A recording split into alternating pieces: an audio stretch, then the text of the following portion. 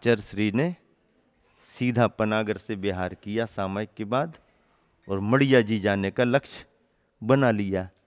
अब पनागर से मड़िया लंबा पड़ता है, लगभग मड़िया जी पनागर से 20-21 किलोमीटर पड़ जाती है, क्योंकि पनागर से 14-15 तो जबलपुर पड़ जाता है और 6-7 और उसको जोड़ लो तो इतना 21-22 किलोमीटर था। और आचार्य ने लक्ष्य बना लिया कि सीधा मड़िया पहुंचेंगे। बिहार हो गया। अब जबलपुर की भीड़ भाड़ और आचार्य को सीधा निकलना, और इस तरफ उस तरफ इस तरफ उस तरफ, कोई भीड़ भाड़ में सुगर वगैरह ऐसे अंदर घबरा करके। अब वो जैसे ही घबरा के अंदर आया तो पब्लिक से और घबरा गया। ऐसा करते करते वो यहाँ वहाँ भागा, वो भीड़ भाड़ में आचार्य के आसपास से निकल रहा था। धक्का मुक्की में आचार्य को कुछ किसी का धक्का लगा, ऐसा एकदम हुआ तो आचार्य के हाथ में थोड़ा तनाव आ गया। बिहार तो हो गया। शाम को आचार्य कहने लगे इस हाथ में तो कुछ जोर आ गया है, लग गया है, कुछ ऐसा लग रहा। ठीक है, अब पंचकल्याणक में तो जाना ही है। मड़िया जी रुके, चरिया वरिया करके निकल गए, पहुंच गए। अब वहां पहुंचने पर दर्द आ गया आचार्य को, सैपुरा में हाथ में स्वेलिंग आ गई, सूजन आ गई। अच्छा, अब होते करते ठीक है भाई, दिखाओ, बातचीत हुई, ऐसा हुआ वैसा हुआ। अब सब जगह सभी मिल जाते हैं। उसी समारोह में अच्छे कोई इंदौर के डॉक्टर थे, डिग्री वाले थे, MBBS डॉक्टर थे। अब उन्होंने देखा था, कब बताया, जबलपुर से भी जो जो परिचित कोई ना कोई आ गए। पर वो डॉक्टर कहने लगे इसमें फ्रैक्चर है, ऐसा कहने लगे, स्वेलिंग आई है, फ्रैक्चर है। ठीक है, देखते हैं। आचार्य तो सुनते हैं। फिर एक और सामान्य आदमी था, वो डॉक्टर नहीं था, उसने कंपाउंडरी की थी कंपाउंडर था, तो वो भी बैठा था। देख दाख करके कहने लगा नहीं, इसमें फ्रैक्चर नहीं है। तो डॉक्टर ने सुना तो उनको लगा तुम क्या, बोले हमारे पास डिग्री तो नहीं है, तो क्या हो तुम? बोले नहीं, मैं तो डॉक्टर नहीं हूं, तो मैं MBBS मैंने किया है, ऐसा है वैसा है, इसमें फ्रैक्चर है। तो वो कहने लगा डॉक्टर साहब मैं डॉक्टर तो नहीं हूं, मैं कंपाउंडर रहा हूं, और कंपाउंडरी हमने बहुत वर्षों तक की है, हमारा तो एक्सपीरियंस कह रहा, वो कहता डिग्री नहीं है, हमारा तो एक्सपीरियंस कह रहा है कि इसमें फ्रैक्चर नहीं है। आचार्य ने उसकी बात पर गौर किया, बोले हाँ आप सही कह रहे हो, क्योंकि फ्रैक्चर होता तो हिलाना डुलाना, ये करना वो करना, इतना बिहार करके आ गए, फिर भी तो कुछ ना कुछ फर्क तो होता। बोले ठीक है। उसका कहना था कि पट्टा लगाओ, और आचार्य नहीं चाहते थे, तो नहीं इसमें नहीं है। फिर क्या करें? तो आचार्य कहने लगी अब ऐसा करो, मिट्टी का लेप लगाओ इस पर मिट्टी का लेप लगाओ, मिट्टी पानी और हवा 100 रोगों की एक दवा। अच्छा, उस समय मूक माटी लिख ही रहे थे, तो बोले देखो मिट्टी पानी और हवा 100 रोगों की एक दवा, इसमें मिट्टी का लेप लगाओ। अब ठंड का समय था, तो कैसा मिट्टी का लेप? तो बोले नहीं नहीं, मिट्टी को गर्म करके लगाओ, गर्म मिट्टी का लेप लगाओ। तो उसको गला के फिर मिट्टी को थोड़ा सा ऐसा गर्म करके पलट के और उसका वो पट्टी बना करके लगाई। धीरे धीरे धीरे धीरे स्वेलिंग खत्म होने लगी। तो आचार्य श्री भी 3-4 दिन में हंसने लगे। फिर जब ठीक ठाक सा वो लगने लगा आचार्य श्री को, तो बाद में कहते बुला वो डॉक्टर कहाँ है, उससे बात करें बुला वो डॉक्टर को बुला, बात करें। MBBS डिग्री वाला डॉक्टर है, हाँ वो कंपाउंडर अच्छा है कंपाउंडर अच्छा है। तो कहने का मतलब ये है कि डिग्री अपनी जगह होती है और अनुभव अपनी जगह होता है। एक व्यक्ति सामान्य से मिडिल क्लास पढ़ा हुआ है और खूब बड़े डॉक्टर के पास में 10-20 साल रह जाए, तो वो सामान्य बच्चा भी आधी अधूरी डॉक्टरी तो कर ही लेगा। हाँ, अब मेडिकल वाले पढ़े लिखे होते क्या, कहाँ कोर्स करके आ गए, मेडिकल की दुकान खोल ली, और मेडिकल की दुकान खोल खोल करके वे आधे डॉक्टर तो हो ही जाते हैं। चौथा खंड क्या है? अग्नि की परीक्षा चांदी सी राख। अच्छी अग्नि की परीक्षा तो तभी होगी जब वह ईंधन को राख बना दे। ईंधन अच्छा है और अग्नि कमजोर है तो राख बिल्कुल उजली उजली नहीं बनेगी, और ईंधन अच्छा है और अग्नि अच्छी है तो ईंधन राख बिल्कुल एकदम चमकदार राख, उजली उजली राख बन जाएगा। अग्नि की परीक्षा चांदी सी राख। अग्नि की परीक्षा चांदी सी राख बनने में है। और कुंभ पकता है, ये होता है, वो होता है, सभी संदर्भों से चौथा खंड भी किया। उपसंहार में यही बात चल रही है। पहले पूत के का लक्षण पालने में करके समर्पण की बात कही पहले खंड में, और उसके आगे जो अहम का उत्सर्ग करके विनम्रता का आविर्भाव तुम्हारे मन में हुआ है वह दूसरा सर्ग हो गया। फिर बड़ी बड़ी परीक्षाएं होती हैं, खरी खरी समीक्षाएं होती हैं, उसमें जो तुमने समता का परिचय दिया, उपसर्ग सहन किया, वो तीसरी बात हो गई। और फिर अपना सर्वस्व त्याग करके जो बिंदु मात्र ऊर्ध्वगामी ऊर्ध्वमुखी आपने अपना जीवन बनाया, वह सृजनशील जीवन का अंतिम सर्ग हुआ। निसर्ग से ही सृज धातु की भांति भिन्न भिन्न उपसर्ग पा तुमने स्वयं को जो निसर्ग किया, सो सृजनशील जीवन का वर्गातीत अपवर्ग, वर्गातीत अपवर्ग, अपवर्ग यानी मुक्ति का लाभ किया। धरती की भावना को सुनकर, अब ये धरती ने माटी को सब कहा, माटी कुंभ बन गई, इस अवस्था में धरती वहां पर कह रही है। धरती की भावना को सुनकर कुंभ सहित सबने कृतज्ञता की दृष्टि से कुंभकार की ओर देखा। धरती की भावना को सुनकर कुंभ सहित सबने कृतज्ञता की दृष्टि से कुंभकार की ओर देखा कि नम्रता की मुद्रा में कुंभकार ने कहा। अब सभी ने कृतज्ञता की दृष्टि से देखा तो कुंभकार ने नम्रता की मुद्रा में कुंभकार ने कहा। क्या कहा?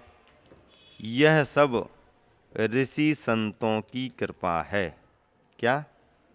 यह सब ऋषि संतों की कृपा है, उनकी ही सेवा में रत एक जघन्य सेवक हूं मात्र, और कुछ नहीं। क्या कह रहा है कुंभकार? यह सब ऋषि संतों की कृपा है, उनकी ही सेवा में रत एक जघन्य सेवक हूं मात्र, और कुछ नहीं।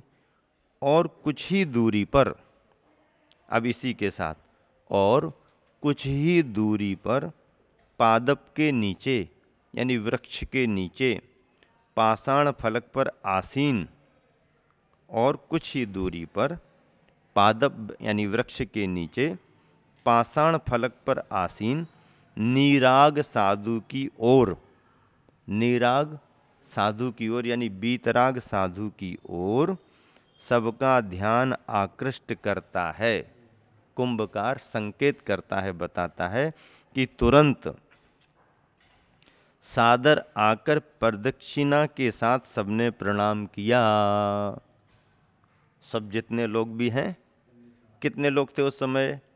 सेठ का परिवार, 9 सदस्यों वाला सेठ का परिवार, और पीछे जो आतंकवादी बन कर के आए हुए थे ऐसे 9 व्यक्ति, वो भी धार्मिक बन गए तो 9 का परिवार उनका, 9 सदस्य वो, और कुंभ आगे आगे। तो सादर आकर प्रदक्षिणा के साथ सबने प्रणाम किया पूज्य पाद के पद पंकजों में।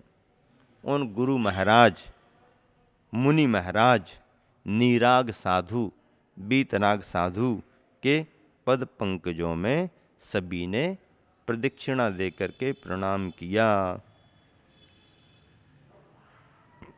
पादाभिषेक हुआ, चरणों का प्रक्षालन हुआ, चरणों का प्रक्षालन हुआ, पादाभिषेक हुआ। पादोदक गंधोदक सर पर लगाया। लगाओ, ठंड में गंधोदक कम लगाते हैं, गर्मी में ज्यादा लगाते हैं। गंधोदक तो गंधोदक है, लेकिन ठंड में कम लेते ना। क्यों लेते ठंड में कम? ठंड में कम क्यों लेते हैं? गर्मी में ज्यादा ले लेते हैं। थोड़ा कोई देता तो 1 चम्मच और दे दो, क्या कहते हैं, 1 चम्मच और दे दो, 1 चम्मच और दे दो। और ठंड में थोड़ा ज्यादा दे, नहीं नहीं थोड़ी सा दे दो, थोड़ी सा दे दो। नेमावर में देखो ऐसे अंगुलियों से थोड़ी अच्छे लेके लगाओ बढ़िया। और क्या, मौका मिला है तो क्या। मौका मिला है ना, मौका गुरु ने दिया है, मौका मिला है तो लगाओ ना। तुम लोग एक एक बूंद को तरस रहे, हम देखो खोबा भर भर के लगा।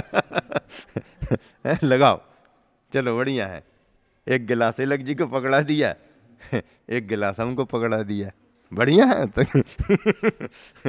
और क्या, अपनी चिंता करने वाले दूसरे, अपन को क्या करना है। पहले ही से किसी को कोई खबर नहीं, किसी सब वो ये व्यवस्था बना रहे, वो व्यवस्था बना रहे, अपने मन से अनाउंस, ऐसा होगा वैसा होगा, ये करेंगे वो करेंगे, हाँ अच्छा है आप तो करो।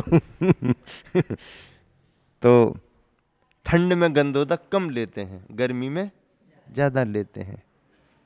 अभी वो एक कार्टून पढ़ा हमने, पेपर में कार्टून आया कि वो कोई विरोध प्रदर्शन करने वाला था, तो विरोध प्रदर्शन करने वाले के सामने पुलिस वाला पहुंच गया।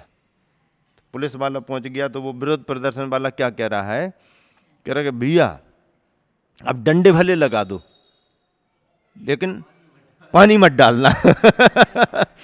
डंडे भले लगा दो, पानी मत डालना। शीतलहर चल रही है, शीतलहर चल रही है, पानी मत डालना, अब डंडे लगा दो, पानी मत डालना।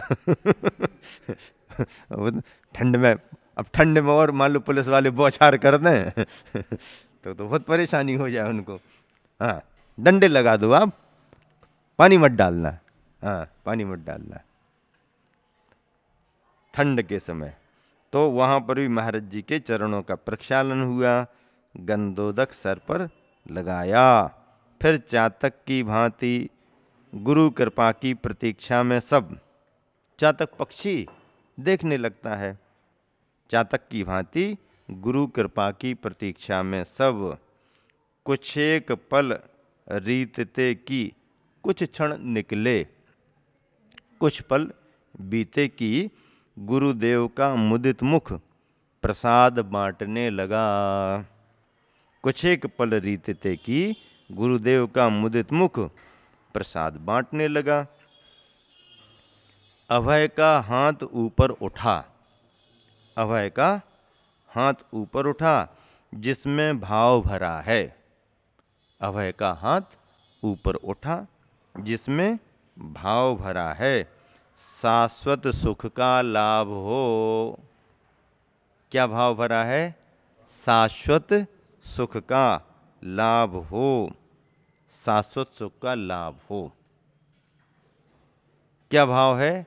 लाभ हो, किसका? शाश्वत सुख का लाभ हो। सभी लोग नेमावर में आए थे, ये फिर से आ गए हैं, अनिल आ गए, अखिलेश आ गए।